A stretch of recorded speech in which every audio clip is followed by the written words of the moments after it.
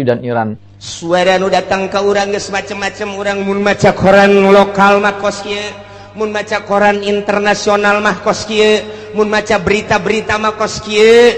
Tinggal urang bae bingung. Sementara nu boga berita asli, nu bogana adalah Amerika. Urang teu daya teu upaya soal berita. Aya ge selundupan berita-berita nu asli, apa iya apa tidak, apa iya apa tidak.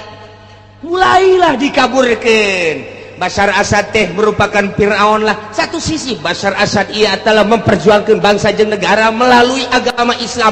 Satu sisi jaritakeun Bashar Assad teh ia adalah Syiah anu luar biasa. Satu sisinya nama Wahabi, satu sisi deui Ahli Sunnah wal Jamaah. Nu jelas mah urang kebingungan kabeh. Supaya naon? Supaya mendukung ke Amerika. Teu nyaho keasianana kumaha? Tah kos kitulah. Amerika nu selalu jadi musuh sebab Yahudi kadinya. Komplotan etalah nu bakal jadi musuh. Biang keladi lantaran didinya bakal nate timbul Yahudi. Anu bakal jadi sasarana tatap Islam baik. Mulai di Timur Tengah datang ke urang ka dieu. Tinggal urang mun tayang ka Gusti Allah, mudah-mudahan urang kabehan ditang tayungan ku Gusti Allah. Bangsa jeung negara urang ditang tayungan ku Gusti Allah, rakyat jeung pembesar-pembesar ditang tayungan ku Gusti Allah, sehingga Allah mele perturungan ka urang kabehan, urang dibere buka mata hati urang, mun sirak neuleuh mata hati. Allahumma shalli ala sayyidina Muhammad wa Ali Sayyidina Muhammad. Bejakeun Muhammad qul huwal qadiru ala an yab'atsa 'alaikum 'adzaban min fawqikum aw min tahti arjulikum aw yalbisakum syi'an wa yudhiqa ba'dakum ba'sa ba'd. Muhammad bejakeun ka para kafir-kafir Mekah lamun terus bae musyrik ka aing, teu percaya kana ajakan anjeun, teu iman kana ajakan aing-aing, cak Gusti Allah bakal nurunkeun siksa 4 perkara supaya katembong ku balerea kakawasaan aing, ka maha dahsyatan aing, ka maha sagala-galaan aing.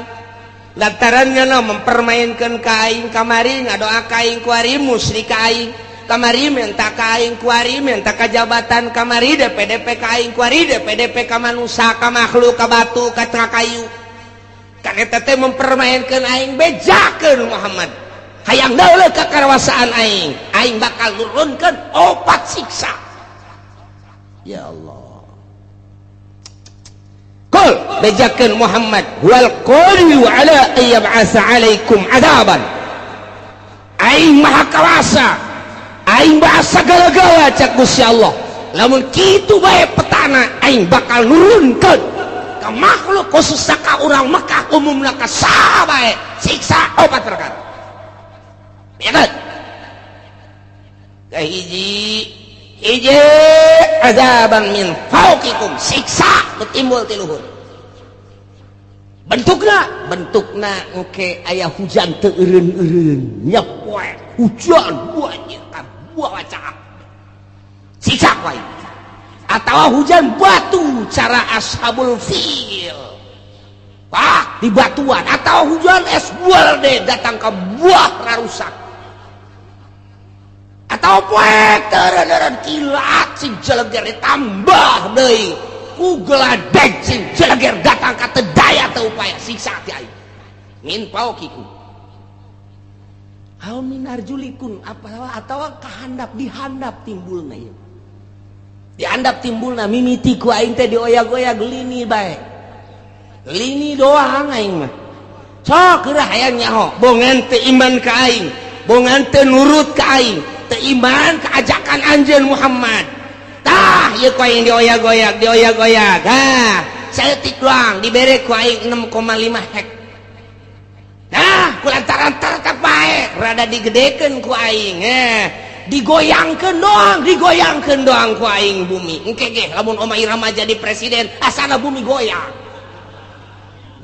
ke kajen kumaha ge aya arang acak-acakan budak isi nagara deuk dikumahakeun tapi ceuk lama lamun Oma Irama jadi presiden bakalna pertama santai nginahin ke beres santai lari pagi kayak kajian luar. Masya Allah mantap luar biasa. Iya kari. Aduh kan ujung-ujungnya kiamat. Tebareres brak. Ya Allah. Serius ya. Langsung ngerti. Aduh ya Allah ya Rabbi. Iya siksa tadi tiluhur geus bejakeun Muhammad nomor kedua lamun teu percaya bae teu iman ka aing tiadap mimiti lini kedua masih keneh teu iman keneh ka aing gempa ku aing rusak para rotong para risek jelebana siksa ti aing mun masih keneh bae amblas ka jero deuleu di Padang datang ka kuari teu puguh kuburanana diambleskeun ku aing 1000 kejadian Padang teh dibalikeun bae ku Gusti Allah kadeuleu nama gunung rek limpah imah sabaraha ribu manusia nu kuari teu disolateun teu dipandian siksa ti aing atau tsunami model Aceh sia 200.000 manusia orang Indonesia sekaligus ya tambah jeung orang-orang luar tsunami luar biasa tambah ku aing encan inget keneh bae ka aing tambah ku aing tuh tsunami di Ciamis Pangandaran encan inget keneh bae gunung ku aing dibitukeun can inget keneh bae Lapindo ku aing hayo sia parindah ka mana sia can inget keneh bae sia ka aing can iman keneh bae tambah deui sia ku aing awas sia sakali ieu di Banten sia ku aing Gunung Merapi sia kena datang ke Bojong sia ka Pasar Kemis mah ulah liwat kesempatan ya Allah ya Rabbi Gusti Allah tuh cek Gusti Allah ayo sia mun teh tiluhur ti handap mun masih keneh bae teguran tiluhur geus ku Gusti Allah masih keneh teu iman keneh bae atawa masih keneh muara siat keneh bae teu pernah bae jelema nu sugihna teh ngazakat teu pernah mentolerir ka jelema fakir miskin ka yatim piatu geus ditegor ku Gusti Allah tiluhur geus ditegor ti anak masih keneh bae ditambah deui sia ku aing kumaha au yalbisakum syi'a aing nyampur adukeun kana berbagai golong-golongan anu berbeda-beda kahayangna nu bakal ngajadikeun bibit daripada permusuhan mimiti nyeun organisasi ieu lantaran aya nu deui nu boga kahayang nyeun deui organisasi ieu aya deui nu boga kahayang nyeun deui organisasi ieu aya deui nu boga kahayang nyeun deui perkumpulan ieu aya deui nu boga kahayang deui nyeun deui perkumpulan antara organisasi teh eta teh teu alalakurna mulai dirinya bibitna kalaluar haju bae silih omong haju bae silih tengkas mulai tidinya teh silih geles tak teu eureun atawa parpo padahal mah jang ngabangun bangsa jeung nagara tapi kulantaran beda-beda kahayangna ieu hayang di satu sisi hayang ngaberesan negara di satu sisi deui mah hayang nyokot danana doang lantaran gede ti nagara kabeneran dibuka demokrasi teh teu meunang dicegah-cegah mulai nyan parpol urang ge mampu daknya kurang keneh nyieun deui geus teu kahitung ku ari urang lembur mah bingungeun loba-lobana beda misi jeung visina ambalaya zaman baheula urang inget aya Golkar aya P3 aya PDI ribut kiai jeung kiai silih omongkeun ribut politisi jeung politisi silih gele nu korban ge luar biasa loba jasa. Satu sisi kiai memperjuangkan negara melalui P3, jara rasaan didinya teh aya misi keislaman atuh dakwah panggung teh luar biasa. Satu sisi pamarentah asa tinggalin ku kiai eta teh di Golkar nyeun huru hara aya tembak masal derege ilah syiah. So eta di dalam negara kuari luar biasa loba anak koskaran itu timbul organisasi-organisasi di mimitian, timbul organisasi teh Muhammadiyah naik dari KNU beda visi jeung misi na. Lantaran itu mah Wahabi ieu mah ahli sunnah naik deui timbul deui aya Islam Jamaah diorganisasikeun deui aya Islam LDI diorganisasikeun aya NI diorganisasikeun deui aya HTI diorganisasikeun deui aya Islam Jaulah diorganisasikeun deui aya Islam aliran kepercayaan diorganisasikeun deui aya Islam Thariqah diorganisasikeun berbagai Islam beda kabeh suarana timbul huru-hara aya di Qur'ana kos kitu mantak ahli tafsir mah senyum bae teh aneh jak Gusti Allah na geus nyaritakeun lobana kahayang merupakan siksa lantaran naon poho ka Gusti Allah kabeh di balik nyeun organisasi aya udang iya aya udang di balik batu aya tah kos kitu nah nu mentek nyeun organisasi sok geura desek komo dek aya kepentingan negara bisaan jasa Soeharto mah buat organisasi Pancasila buat KNPI buat organisasi tek-tek jeung bengekna dijieun supaya ngadukung ka ditu anu henteu milu kadinya sok deula tumpas kot kitulah keayaanana kiai bisa antara kiai Golkar jeung kiai P3 jeung kiai PDI kuari teh dimodernkeun kiai modern jeung kiai salap ribut luar biasa kiai salap jeung kiai salap ribut tuh ieu teh geus aya ieu teh merupakan siksa lantaran kabeh teu ka Allah ieulah siksa ti Gusti Allah ausian au yalbisakum syi'a teu karaha sakurang toel ku urang kiai eta tuh aing sarua ka Allah jeung ngaji kos kari itu ngomong toel kiai nu sok sangeunahna bae loba omong ayo bae urang berjuang sia di dinya aing di dieu kabeh teu bisa dihijikeun visi dan misi disatukan teu bisa kabeh ngabogaan visi jeung misi nu berbeda-beda ribu ya karim masyaallah lamun sarua deuk ngabangun bangsa jeung nagara atuh daon make jeung silih gelek silih tumpas silih omongkeun silih ajukeun ya Allah ya Rabbi kuari geus tilu di Indonesia anu mangtak ngajadikeun huru hara besar KPK polisi hiji deui naon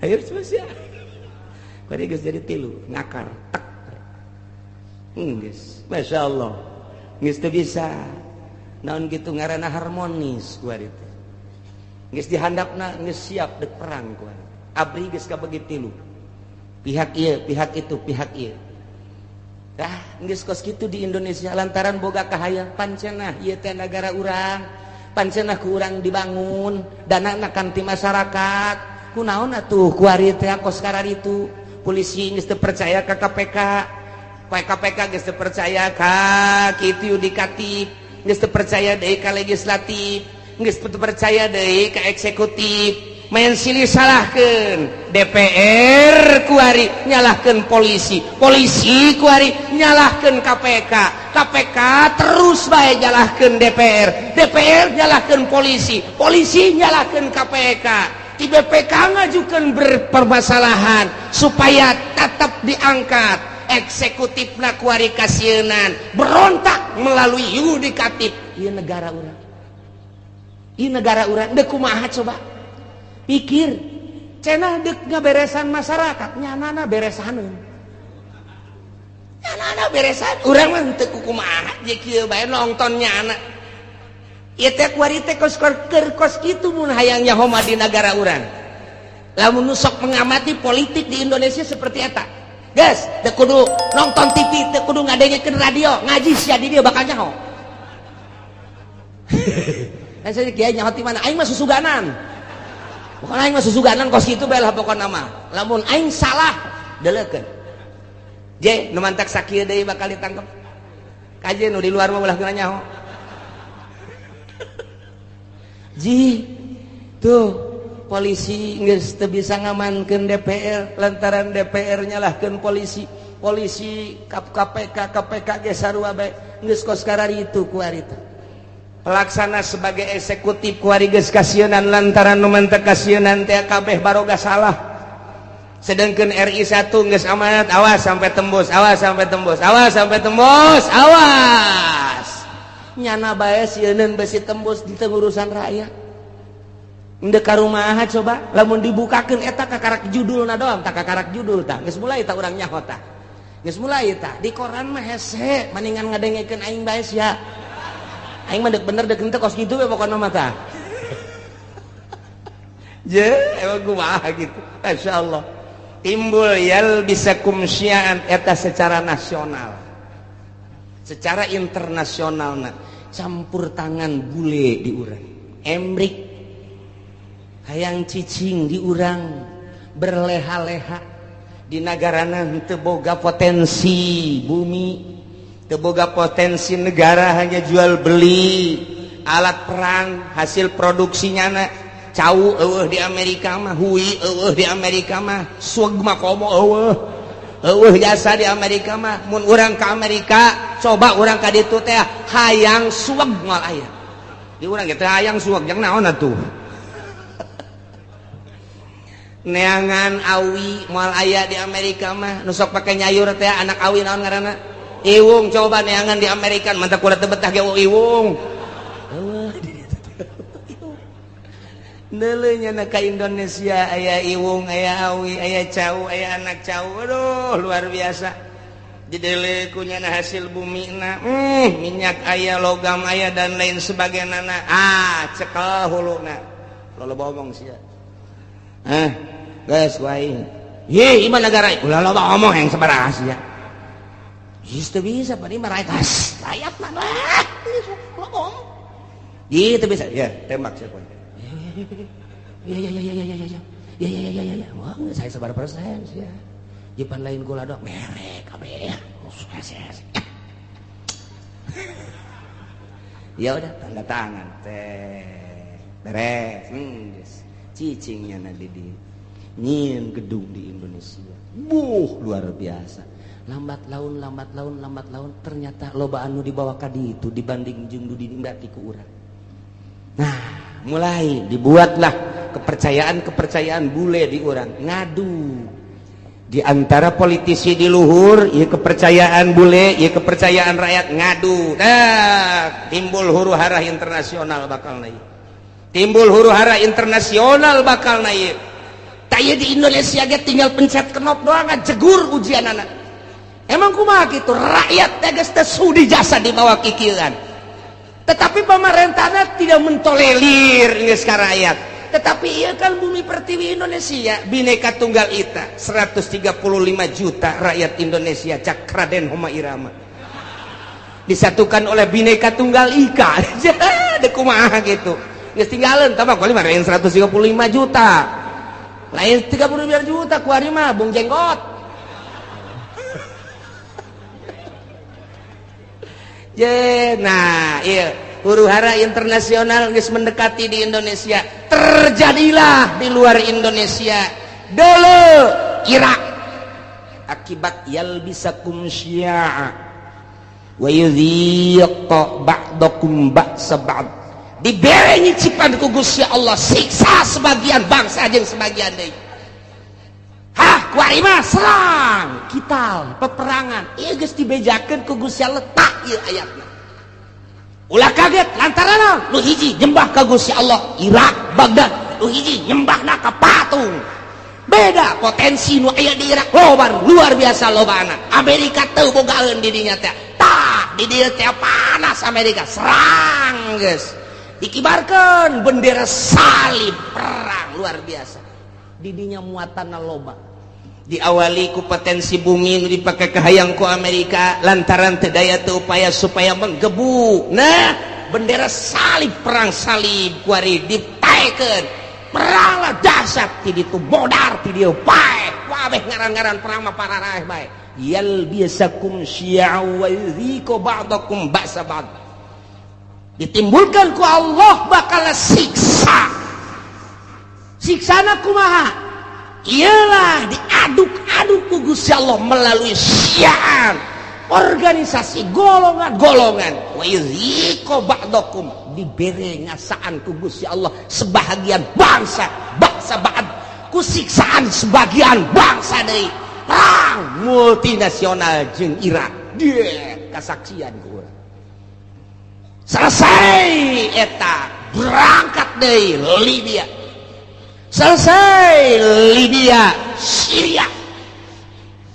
suara nu datang ke urang geus macem-macem urang mun maca koran lokal mah kos kieu mun maca koran internasional mah kos kieu mun maca berita-berita mah kos kieu tinggal urang bae bingung sementara nu boga berita asli nu bogana adalah Amerika urang teu daya teu upaya soal berita aya ge selundupan berita nu asli apa iya apa tidak mulailah dikaburkeun Bashar Assad teh merupakan Fir'aun lah satu sisi Bashar Assad ia telah memperjuangkan bangsa jeung negara melalui agama Islam satu sisi jaritakeun Bashar Assad teh ia adalah Syiah anu luar biasa satu sisinya nama Wahabi satu sisi deui ahli sunnah wal jamaah nu jelas mah urang kebingungan kabeh supaya naon supaya mendukung ke Amerika teu nyaho keaslianana kumaha tah kos kitulah yuwayal bisakum syi'a wa yudhiqu ba'dakum ba'sa ba'd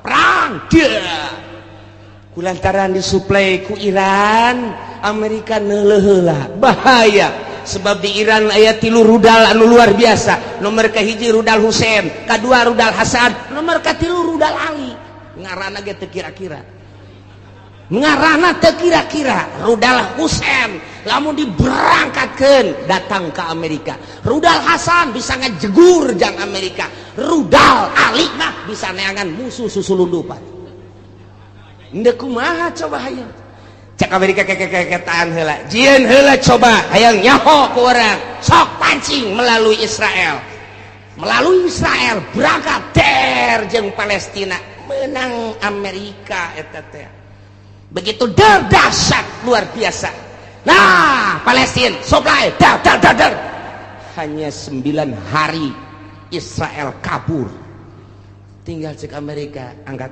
ulah bahaya ya bahaya kita cari dulu lain eureun neangan kelemahan kos gitulah ieu keur carita yal bisakum syi'a wa yudhiqu ba'dakum ba'sa ba'd disiksa ku Gusti Allah ku di luhur geus dihandap geus melalui tsunami siksaan kurang kumaha dahsyatna sabaraha juta manusia anu disiksa ku Gusti Allah titah iman ka Gusti Allah tapi tetep bae teu iman dibere ku Gusti Allah awas cek Gusti Allah dua deui hiji perbedaan golongan nomor kedua titah ngarasaan antara golongan antara negara antara bangsa ribut peperangan modar kene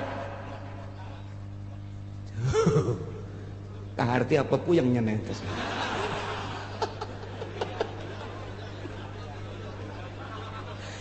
internasional dibawa ku urang can geus berurusan anak Taliban terus bae militan di mana aya perang di dinya nya nama aya Osama bin Laden geus eueuh ditambah deui ku ari tetep aya ditambah deui ku organisasi HTI secara internasional jauhlah ge secara internasional araya di tiap-tiap peperangan teh berbagai organisasi ja peperangan kamari bae di Israel orang Indonesia bae ge aya ka ditu kok nyemplos ka ditu model urang teu nyaho aya nu nyeplos kos kitu lamun teu direkomendasi ku RI da moal bisa sementara kapan urang teh negara teh aslina teh manut ke Amerika tapi kok aya orang Indonesia di ditu ja perang Irak aya orang Indonesiaan di ditu perang Iran aya orang Indonesiaan di ditu ieu urang Indonesia mah asana mah nya nama Okos Bunglon nya nama bisa kade-kade tuh batak Indonesia lain lalagaan ditakuti ku orang Amerika teka caritakeun orang Palestina di Palestina aya orang Malaysia, teka caritakeun di Palestina aya orang Thailand, teka caritakeun di Palestina aya orang Korea, tapi orang Indonesia mah aya di ditu. Malah keur waktu perang kamari multinasional aya nu nembak, begitu dibuka ieu na ieu penyet irung. Lah cek orang Amerika, ieu mah lain orang Irak, lain Iran, lain Taliban. Coba status orang mana? Begitu di dalam ya karib kurang puta anu gede hutang teh kabur ka ditu paeh hirup-hirup ceknya aing daripada Indonesia sangat diperhitungkan. Masya Allah tak poso ribut poso nasional tamata tapi berbau internasional saha nu lempang ka poso. Ternyata ayah sababaraha organisasi dilarang ku pemerintah tetap bae datang ka ditu. Namun teu datang ka ditu poso terus-terusan nu dipencit ustad teh, nu ditembak kiai teh, anu dipanah, nu dipedang. Datanglah organisasi ti urang. Padahal teu dimeunangkeun ku pemerintah. Poso-poso bae datang ka ditu. Ngibarkeun bendera. Perang, siap. Meuli bejakeun ku kula organisasi nu mana? Ngan nyana minta izin ka kula. Bos sombong amat cenah sekali-sekali sombong lah. Niku mah Indonesia mah kos kitu eta di Palestina bae aya di Taliban teh aya. Ya Allah ya Rabbi nu mantak aneh eta pan kudu make kapal udara haju kudu make biaya pan eta teh atuh make naon kitu ngaranna birokrasi perjalanan anu luar sedangkeun steril. Oh steril luar biasa. Mau kemana tujuannya apa tapi aya kan di ditu. Masya Allah nu mantak ke mun perang deui urang diajak ka ditu. Naik naon cenah kiai ngojay paeh di laut asana ieu mah meme perang geus malodar. Indonesia ulah sembarangan di Indonesia nu teu diperhitungkeun ku Amerika sangat diperhitungkan. Indonesia mangke bae perangna terakhir bae cek geus tetep di perangan mah di perangan terakhir asana bangsa Haji Makmun mah paeh ti heula moal kaburu nya nama geus. Siksa ti Gusti Allah. Leletikanana di urang antar kampung, leletikanana di urang antar desa, leletikanana ti ku urang antar kiai. Kunaon eta? Lantaran boga kahayang. Kiai ieu ngayakeun ieu, kiai ieu ngayakeun ieu, henteu harmonis, ribut kiai jeung kiai. Syi'an wa yudhiqu ba'dakum ba'sa ba'd. Hayang rada gede melalui organisasi-organisasi. Hayang gede deui melalui parpol. Cerita tentang perbedaan di parpol anu geus teu aneh deui kuari makin dibesar-besarkeun makin digede-gedekeun. Urang nyaho ketika PKB naik beuh sabaraha nu paeh saat harita sabaraha ieu ge ieu cantang tu ka hareupeuna lantaran armada Prabowo anu luar biasa, armada jenggot anu luar biasa, armada wah geus pohara ieu mah main ke bakalna teh. Nah ieu siga da ieu beusi jadi siksa ti Gusti Allah. Mun sia teh iman ka aing, mun sia teu taat ka aing, teu takwa ka aing, bere siksa opat. Hiji ti luhur min fauqikum, dua ti handap min arjulikum. Mun ti luhur jeung ti dihandap teu dianggap, awas aoyel bisa kumsian aing yeun tah golongan engke golongan lain sakadar cicing wa yuziko ba'dakum ba'sa ribut perang. Jadi berarti geus aya ti ditu nu mantap cek Kangjeng Nabi inna ummati sataftariqu ala sintaini wa sab'ina firqatan. Saenyana umat kaula bakal paberencai ngajadi 72 golongan. Kabeh ngaku ahli sunnah padahal ma'ana jiatu firqatun salamat mah bakalna sapirqah. Jararieun jelema golongan atas namana Islam boro-boro organisasi cacak-cacak partai ge make atas nama Islam. Baheula P3 make atas nama Islam, kemudian PKB make atas nama Islam, PNU make atas nama Islam. Padahal mah di Indonesia mah kapan teu meunang nyeun partai Islam lantaran kabeh huluna adalah demokrasi. Teu meunang berbau sara. Tapi kelantaran nipu ke masyarakat make aturan Islam lain aturan, make lebo Islam ujung-ujung nama atuh henteu lah nanaonan ribut Golkar jeung P3 ribut P3 jeung PKB ribut KB jeung PNU ribut jeung PDA ribut.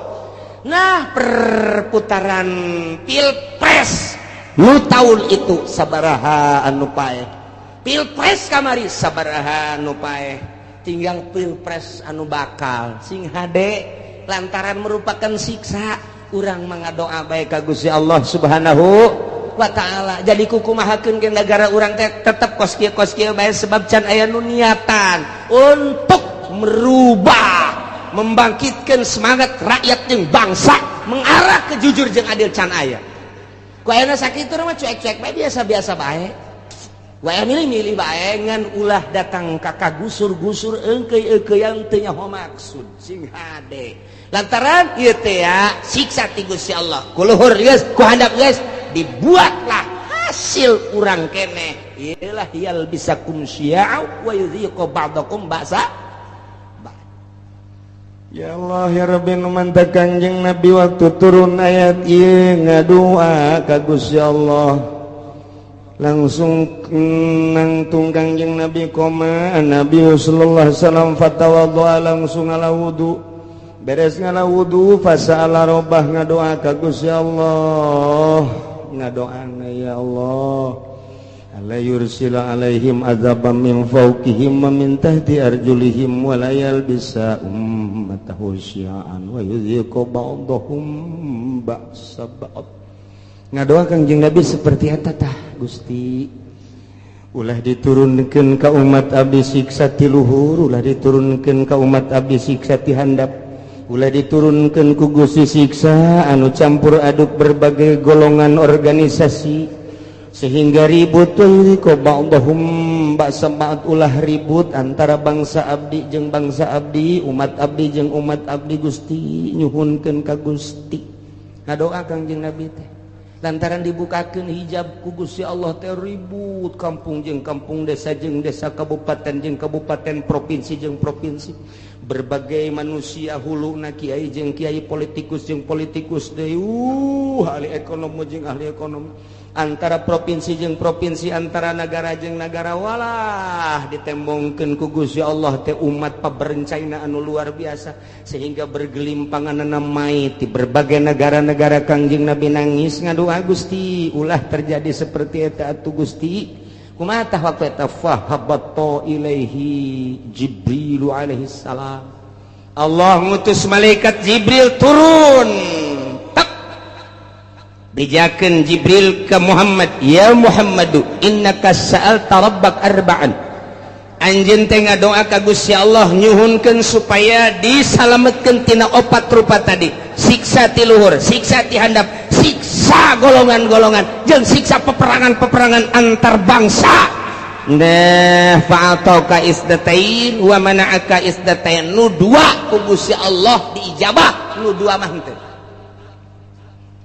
Bebeja malaikat Jibril dua diijabah dimuhunkeun ku Gusti Allah nu dua henteu. Naon anu dua cek Kanjeng Nabi ya Jibril layatiyahum adzabum min fawqihim wa min tahti arjulihim yastasiluhum nu dua siksa ti luhur jeung siksa ti handap mah moal dina aya nage eta teh moal terlalu dahsyat.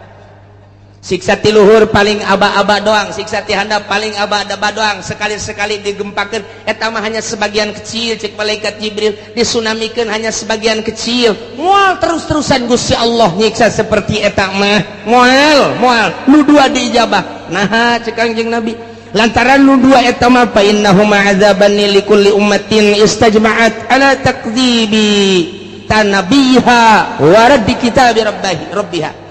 Lantaran nu dua eta mah patalina jeung kaimanan ka pangeran jeung kaimanan ka kitab pangeran. Geus urusanana di pangeran teh mah.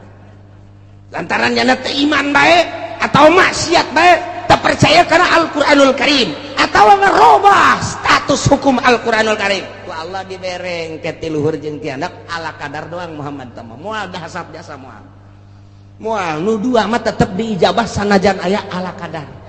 Anu dua deui nah lamun nu dua deui mah Muhammad eta mah cek Gusti Allah ditahan tamah walakinnahum yalbisuna syi'an wa yudhiqu ba'dahum ba'sa ba'd nu dua ieu mah hiji bakal timbul golongan-golongan eta mah teu diijabah ku Gusti Allah.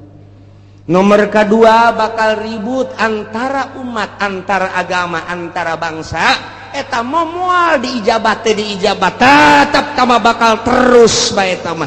Bahkan wa yudhiqu ba'dahum ba'sa ba'd bakal ngarasakeun peperangan antar negara jeung negara. Geus aya ti dituna nu mantak ahli tafsir mah ketika perang Irak Amerika teh aneh. Ketika perang Libya teh aneh. Perang deui Palestina teh aneh. Lantaran geus aya dina Al-Qur'ana awyal bisakum syi'an wa yudhiqu ba'dakum ba'sa. Masyaallah ya manu dua mah teh Kanjeng Nabi naros Jibril nahan nu dua ieu kon teu diijabah padahal mah poharaja saya mah merupakan siksaanna wa hazani azabani li ahli al-iqrar bil kutub wa tasdiq bil anbiya lantaran nyana percaya ka kitab percaya ka nabi ngan nyana teu make kitab jeung teu make nabi lantaran nyana percaya kana Al-Qur'anul Karim dimusabakohkeun mulai tingkat RT datang ke tingkat nasional datang ke tingkat internasional Quran dimusabakohkeun antar negara Pakistan, India, Mesir, Irak, Iran, Arab oh timbullah juara satu dipake henteu kahiji. Nomor kedua percaya bahwa Nabi akhir zaman adalah Kangjeng Nabi Muhammad di berbagai negara diakui bahwa Muhammad adalah Nabi akhir zaman la nabiyya ba'dahu dari Nabi sabada Kangjeng Nabi tapi teu pernah diikuti ajaran-ajaran Kangjeng Nabi bahkan dikatukangkeun nyana teh make ajaran manusia ajaran jelema ku nafsuna bae. Nah ieu mah bakalna peperangan mal eureun-eureun iyalah geus dinyatakeun dina Al-Qur'anul Karim urang kuari ngarasakeun percis jasa mulai antar sekolah lantaran teu ka Allah guruna teu ka Allah muridna teu ka Allah ribut ka jenting kumaha antara lembaga ribut lantaran henteu ka Allah antara yayasan ribut lantaran teu ka Allah antara organisasi ribut lantaran lain neangan ridho Allah hanya semata-mata neangan pitayeun doang antara parpol ribut lantaran henteu lillahi ta'ala henteu aya misi ikhlas kabeh ge semata-mata hanya jang dirina doang. Nah iyalah bakal moal eureun-eureun siksa nu dua mah hiji yal bisakum syi'a bakal timbul golongan campur di dieu. Nomor kedua geus aya golongan yudhiqu ba'dakum ba'sa ba'd golongan nu ieu nyerang ka nu ieu nyerang kana timbullah peperangan baik di kampungna sorangan di nagarana sorangan atau antara negara bakal terjadi teu bisa tamah lantaran doa Kangjeng Nabi teu diijabah nu dua ieu. Tinggal kudu kumaha atuh cak sahabat kami lamun aya di negara kemudian situasina geus model kos kitu ya Rasulullah andai kata kami hirup kemudian hirup teh datang ke zaman model kos kitu timbul organisasi golongan-golongan timbul parpol-parpol timbul kabehan ge kahayangna anu masing-masing jeung kabeh hayang ngarealisasikeun kahayang-kahayangna memaksakan diri anu dijieun modal mah kapan eta teh rakyat bae dari rakyat untuk rakyat boloon teh podol sero eta bae kabeh ge anu dipake omong-omongan Gusti mun datang ka zaman eta kumaha cakang yang Nabi maneh mah cicing bae ya zamil buyut cicing bae maraneh di imah masing-masing wa'budullaha ibadah bae maneh ka Allah nyalametkeun diri ulah milu engkeuy-engkeuyan jeung jelema kos karari itu kajeunteuing nu kitu mah kitu bae cak sahabat atuh engke nagara kudu kumaha engke ge aing nyieun engke bakalna kesatria cak Gusti Allah saat aing deuk ngararapih nagara eta di mana geus kacau engke aing bakal nyieun kesatria rijal bahasana engke rijal ku aing ditimbulkeun anu gagah nu luar biasa engke ge moal paharti ku otak-otak manusia saat eta bakal mimpin bangsa mimpin umat mimpin negara di luar konstatir manusia engke bakal ditimbulkeun ku aing tah ke geus aya kesatria bakalna ke kakarak umat nuturkeun satungtung can aya kesatria mah ulah waka. Cek manusia engke cirina kumaha Gusti eta kesatria nu bakal mimpin bangsa model kos kitu teh cirina deuleu bae engke si Semar bakal boga ponggawa opat manehanana teh kabeh ge khawarikun lil adat deuleu engke si Semar cak Gusti Allah manjat cenah Kanjeng Nabi geus nyahoan ka Semar ya Semar mah belah dieu tah zaman kamari tah zaman Wali Sanga Semar mah tamah mimiti aya wayang gelar kedua wayang kulit katilu wayang golek jadi dinya kok Kangjeng Nabi nyahoan ka Semar ai sia otak teh diteunden di dengkul belon wayahna coba tunaikeun ka dada ye si Semar teh eta teh adalah lambang seorang wali hiji si Semar masa lilana tilok make baju nomor keduanya nama lamun lempang tilok rurusuhan nomor katilu di mana lempangnya nama luak liuk baik eta si Semar kos kitu jeung deui tara bertindak di mana-mana encan musyawarah jeung si cepot sia seuri sok tongton meureun nya tetepnya nama kudu musyawarah heula jeung si Udel jeung si cepot jeung si Gareng tetep musyawarah ke masukan tidinya berarti nyana nama tilok turun langsung kege aya tangan-tanganna tetap ahli Allah bae gitu jadi didukung ku para ahli Allah geus lamun make bajuna hurung herang keneh lain si Semar mah geus urang teh angan ke calon presiden anu henteu make baju siapa bodoh jasa siapa aduh bodoh jasa teh angan ke calon presiden anu henteu make sapatu jangan coba anu make sempak doang mantap biasa ieu mah atuh geus bae ku urang duetkeun Oma Irama jeung Rita ya Karim ya Allah ya Rabbina ye ku Kangjeng Nabi disilokakeun engke ge aya ahlullah al-arif billah nu bakal mimpin negara memantak baheula teh kurang kumaha gagahna di Indonesia berbagai kerajaan-kerajaan coba Sunan Rahmat diutus ku Gusti Allah dilanjutkeun ku para sunan diakhiri ku Sunan Cirebon eta kabeh ahli-ahli Allah Subhanahu wa taala Banten nu katengah katelah degeulna lantaran boga ilmu pucuk umun di dinya di mana hibar satungtung deuleu ngalengkah 40 imah kalengkahan diutus ka dieu teh Maulana Hasanuddin ahli Allah tumbang nu kos kararitu kuari ge lain teu nyarkel kana ilmu kabeh ge ieu bangsa di DPR pusat teh nyekel ilmuna ilmu dugala kabeh lantaran manehanana ditembak supaya ngebul di anu supaya anu nyekelna ilmu kararitu wungkul lantaran ieu nu kuari mah tapakna kabeh ge di Pelabuhan Ratu jeung Nyi Roro Kidul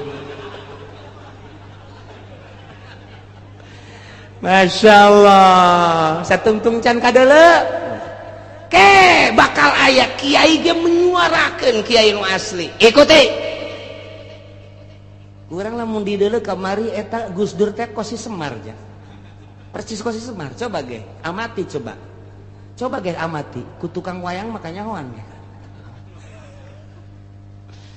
satungtung can aya ulah waka lantaran ieu mah raradutan kabeh ge geus salametkeun diri urang saat engke sakedeung deui urang batur ihyak-ihyakan urang Allahu akbar batur kampanye urang mah salat duha bae Allah duitna mah cokot teh eta sia mah sok kitu bae sih blon jadi benerna ieu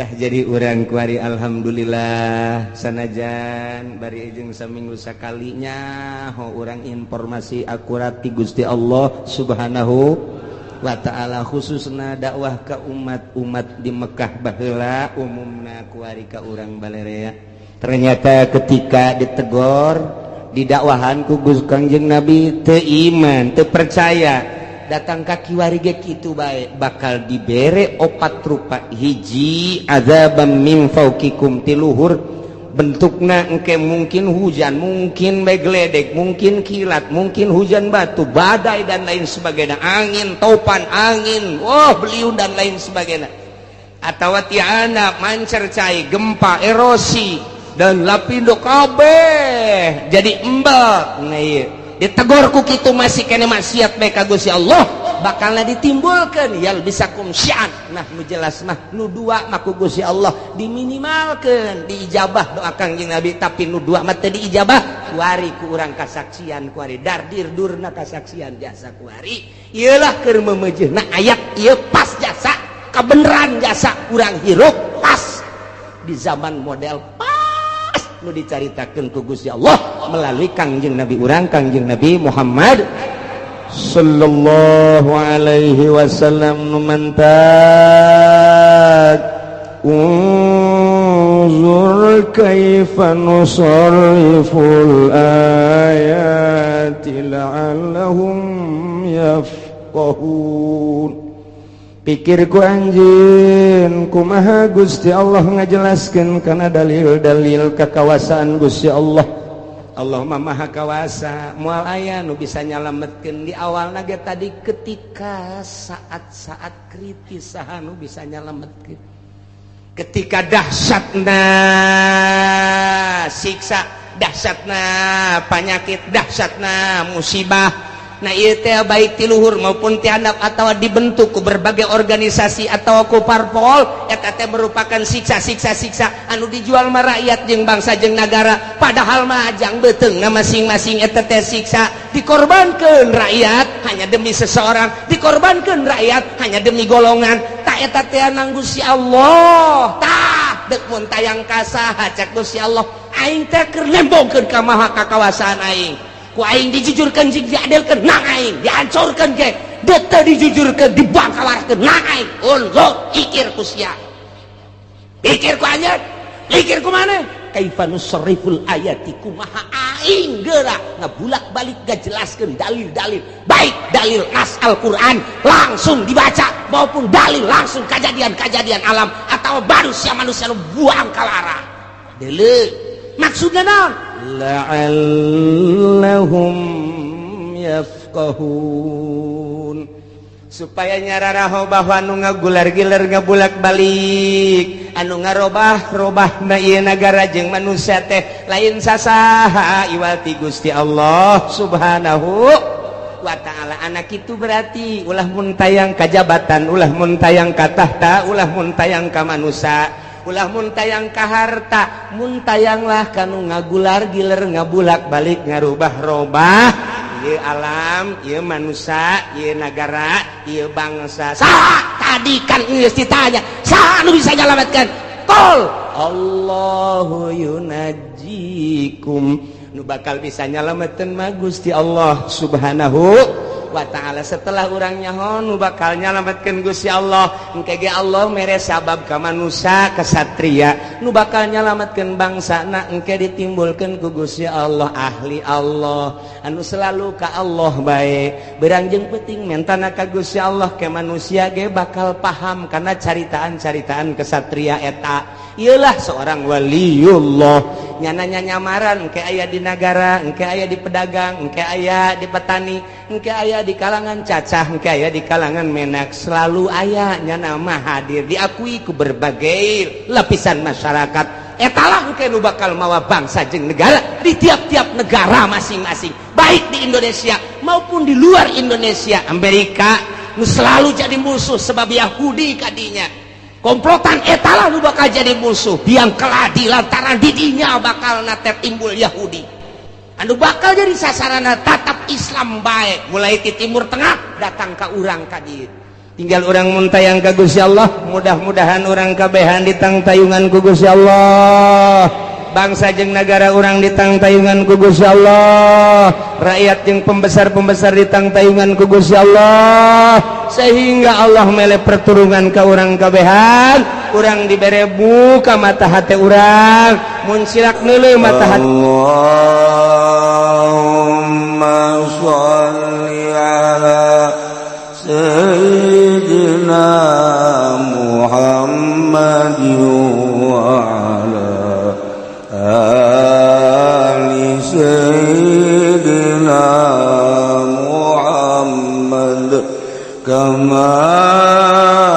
صليت على سيدنا